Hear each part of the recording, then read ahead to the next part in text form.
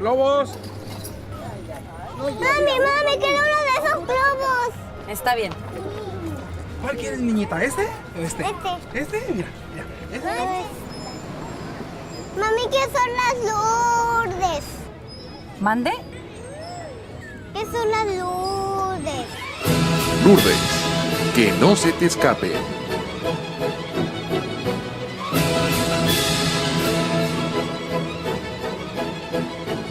Este programa llega a ustedes gracias a las empresas socialmente responsables. Certus Laboratorio, haciendo buena química. Distribuidora La Canasta. Si es carne de calidad, es carne de La Canasta. Botanas Lourdes, para alegrar sus fiestas y reuniones. Grupo Empresarial de Baja California. Renta de frigoríficos para toda clase de productos. Asesores en administración y productividad. El principal elemento para elevar la productividad es la capacitación. IMSA de México. Su imagen es nuestro negocio.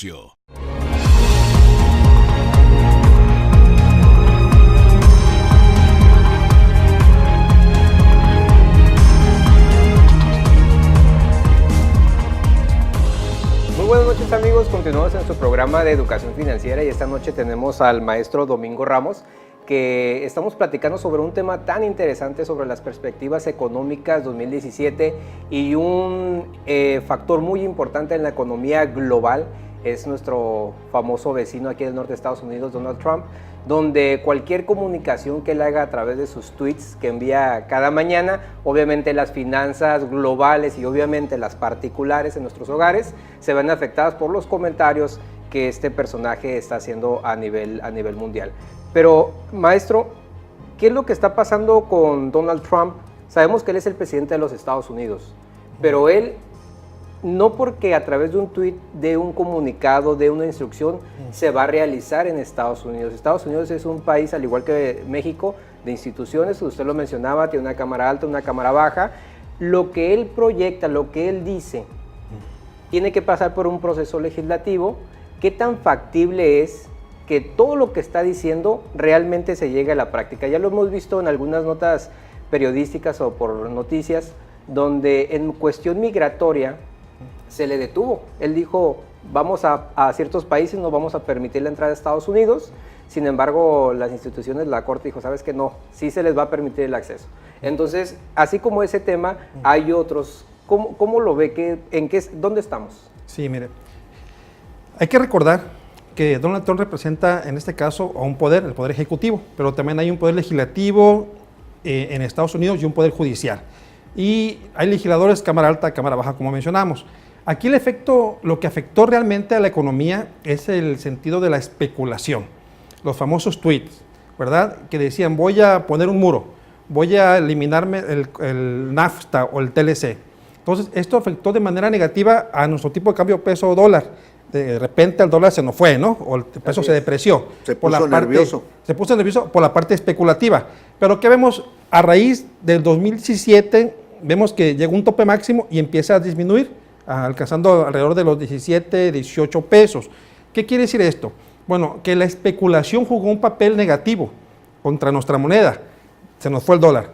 Pero al encontrarse este personaje con las fuerzas políticas, diputados, empresarios que están en Estados Unidos y que no le permiten instrumentar esa política tal como lo manejan en el discurso, hace que se encuentre una realidad política, la realidad política de las cosas, y eso juega a favor de nuestra moneda.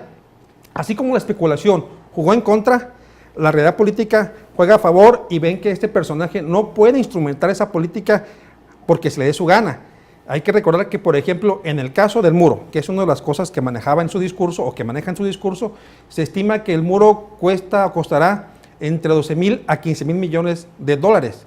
Entonces, los congresistas, incluso su partido, le dicen, oye, esa cantidad de dinero para tu muro la necesitamos para otras cosas, no te la aprobamos.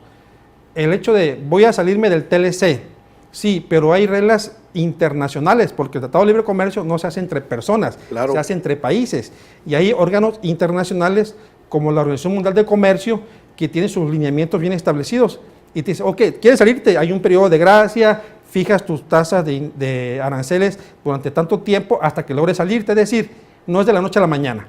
Entonces, cuando nos encontramos en este contexto de que políticamente no se puede hacer, ¿verdad?, en realidad ese discurso, entonces da certidumbre a los mercados y fortalece nuestra moneda. Por eso que vemos de repente que el peso se viene apreciando con respecto al dólar. Es decir, y reitero, así como la especulación juega un papel negativo, la certidumbre juega un papel positivo en la relación de tipo de cambio. Maestro, perdón, pero si el tipo de cambio ahorita lo hemos visto afectado por la especulación, entonces no ha sido realmente un problema económico. Que eso, digo, puede ser algo bastante grave. ¿Nuestro gobierno federal ha implementado alguna política o ha hecho algo para contrarrestar ese tipo de cambio o simplemente se ha quedado a la especulación como lo hemos comentado?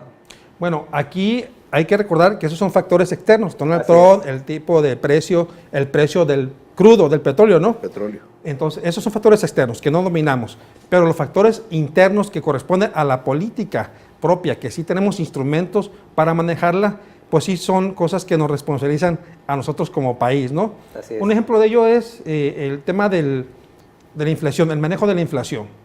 Banco de México. El Banco de México, su principal objetivo es manejar la inflación y se estimó que este año la meta era mantenerla alrededor del 3% tope. 3% tope de la inflación. Vemos que anda prácticamente al doble. ¿Qué pasó? El tema del famoso gasolinazo iniciando el año. La liberación de los precios de los combustibles. Con los precios energéticos internacionales del petróleo. Así es. De las gasolinas. De las gasolinas, que pasa, digamos, de una tarifa del Estado a disposiciones del mercado, es decir, a las fuerzas de oferta y demanda. Pero entre comillas, porque sigue manejándose a través de una banda, ¿no? Pero una banda más arriba del precio anterior, ¿verdad? De otros niveles. Es decir, se quita un subsidio para que concurran las fuerzas del mercado y según la competencia, oferta y demanda de los combustibles, de las gasolineras, hagan que el precio baje a través de la competencia. Yo aquí veo un error. El tema aquí es de que primero se liberalizó los precios, pero no se crearon los mecanismos ni la infraestructura para poder competir y tener precios bajos de combustibles.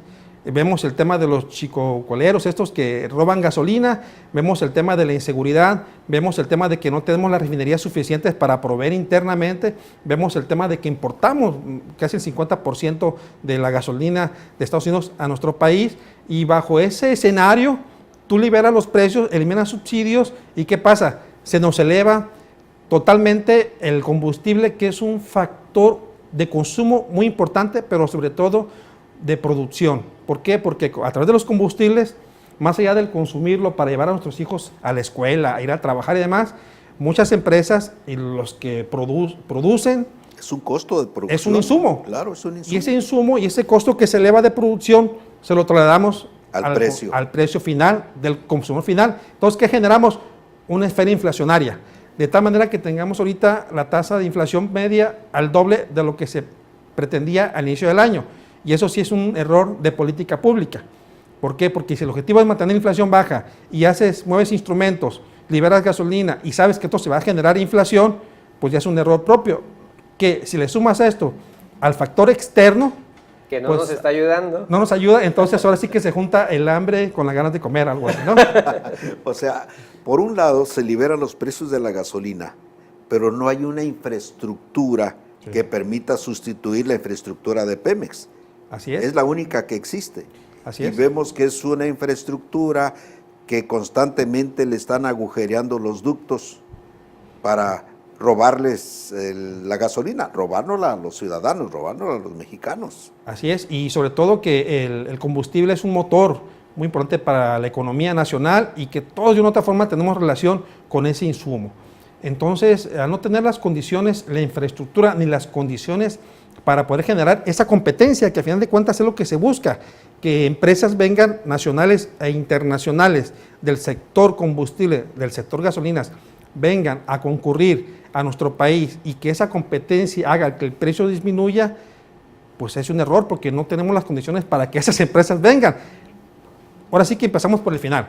Yo creo que aquí lo idóneo hubiera sido, primero, crear esas condiciones para que las empresas del sector de gasolinero concurran en nuestro país, se establezcan, empiezan a competir bajo lineamientos de competencia económica, de regulación, transparencia, etcétera, etcétera, etcétera, y ya después que veamos que hay una sana competencia o una competencia regulada, lo va liberando poco a poco, porque tampoco debe ser de golpe, ¿no? Claro. Para efecto de que la ciudadanía también se vaya acomodando gradualmente a este nuevo escenario.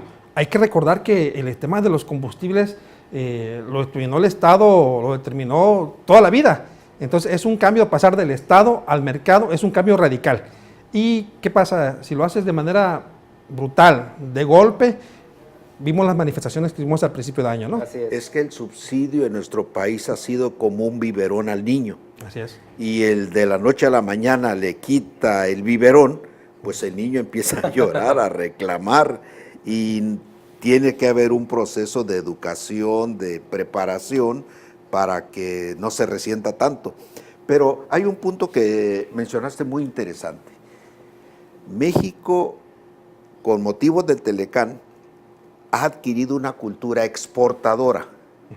Y en la balanza comercial con Estados Unidos, nos decías, México es superavitario. Sí. Exporta más a Estados Unidos de lo que importa. Sí. Contraria a la percepción que muchos ciudadanos tenemos. Decimos, todo nos llega de Estados Unidos, nos llega el maíz, nos llega el frijol, nos llegan todos los granos para el sector agropecuario, nos llega la ropa, nos llega tecnología. Sin embargo, de México exportamos hortalizas, exportamos vehículos ensamblados, y todo el sector de la industria maquiladora, que es el sector médico y aeroespacial, pues en México está posicionado fuertemente.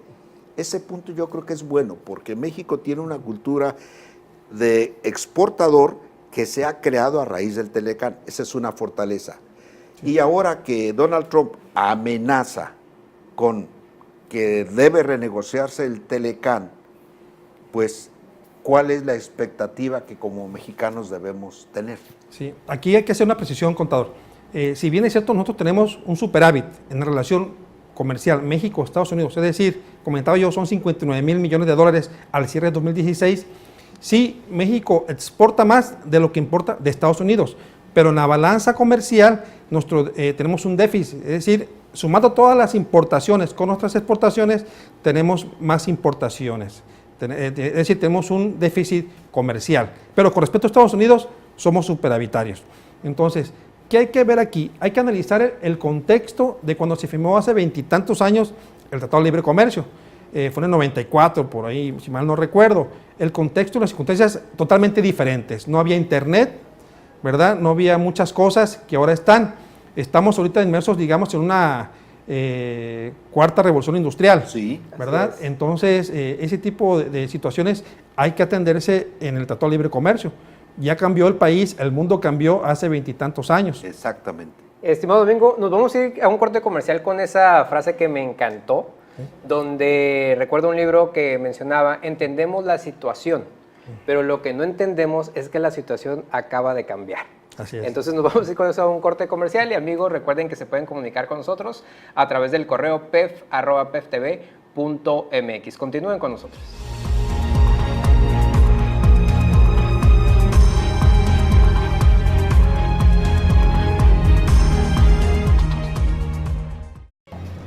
¡Globos! Mami, quiero uno de esos globos. Está bien. ¿Cuál quieres, niñita? ¿Este o este? Este. ¿Este? Mira. ¿Este? Mami, ¿qué son las Lourdes? ¿Mande? ¿Qué son las Lourdes? Lourdes, que no se te escape.